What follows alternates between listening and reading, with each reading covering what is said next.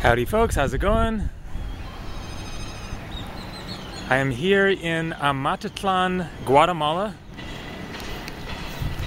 which is a little ways outside of Guatemala City, and also Antigua, which is a small village outside of Guatemala City where I'm staying. And then I came up here to Amatitlan to experience this really awesome hot springs resort.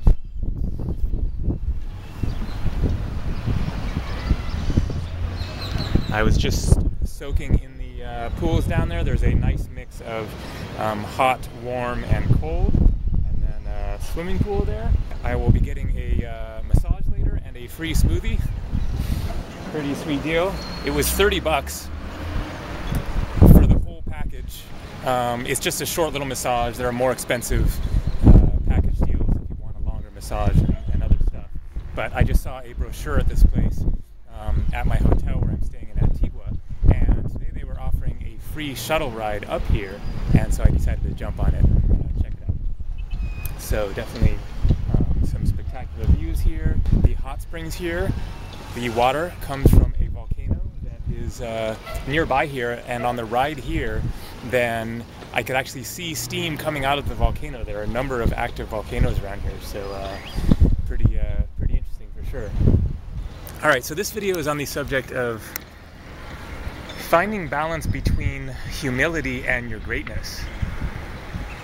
And this is definitely a sort of a tricky concept, because we are simultaneously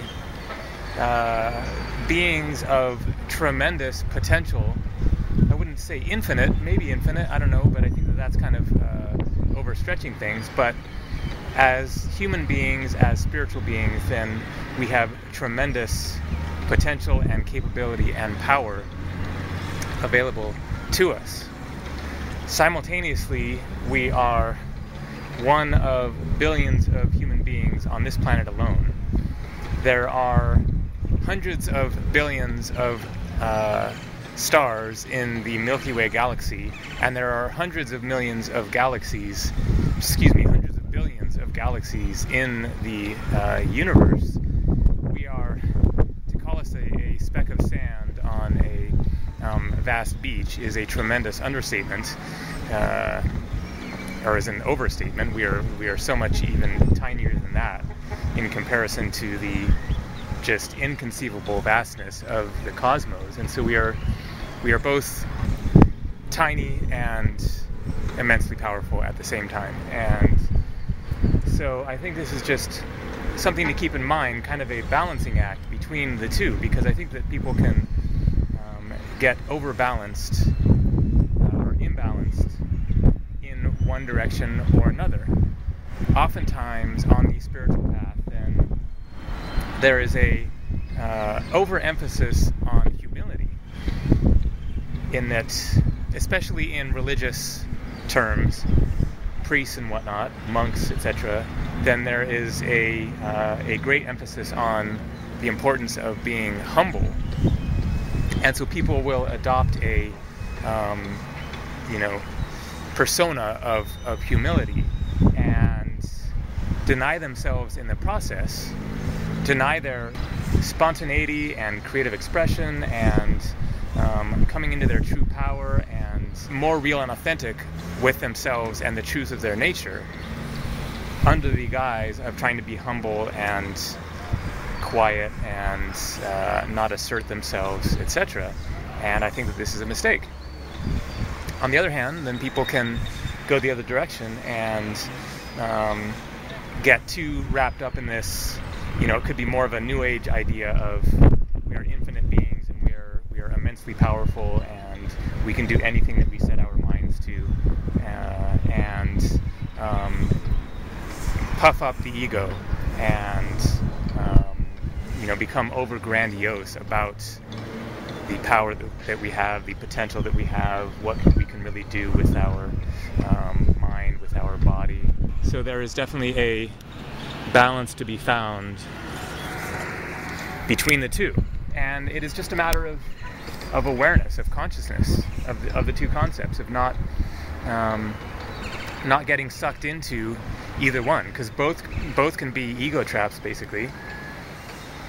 The striving to be humble and having this mental concept of what humility is, what recognizing the smallness of one's being within the vastness of this universe, what that means that one should think of themselves, how one should carry themselves.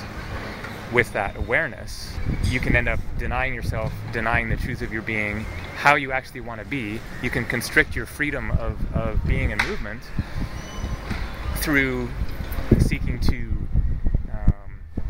stay stuck in this narrow concept of humility and being humble and not getting wrapped up in ego and arrogance, wrapped up in striving to be great, because you're trying to go the other way and be humble and recognize your smallness. But we do have great power and potential available to us, and the real question is, what is the truth of your soul? What is the truth of your being? There's nothing categorically wrong with wanting to have power, wanting to be recognized, wanting to realize the fullness of your potential. It is possible to step into one's true power, immense power, while simultaneously being humble and not getting carried away with how awesome you think you are.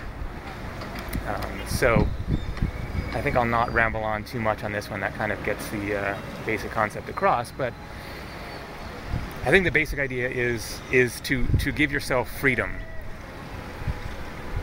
within the potential of beingness, to explore the truth of who you are and allow yourself to learn in the process, and not be stuck on a constrictive path of I should be this or I should be that, I shouldn't be this or I shouldn't be that, but allow yourself to be yourself as much as possible and see where that leads you, and not get locked into ideas of other people's expectations or projections on you of who or what you should or should not be, but allow yourself the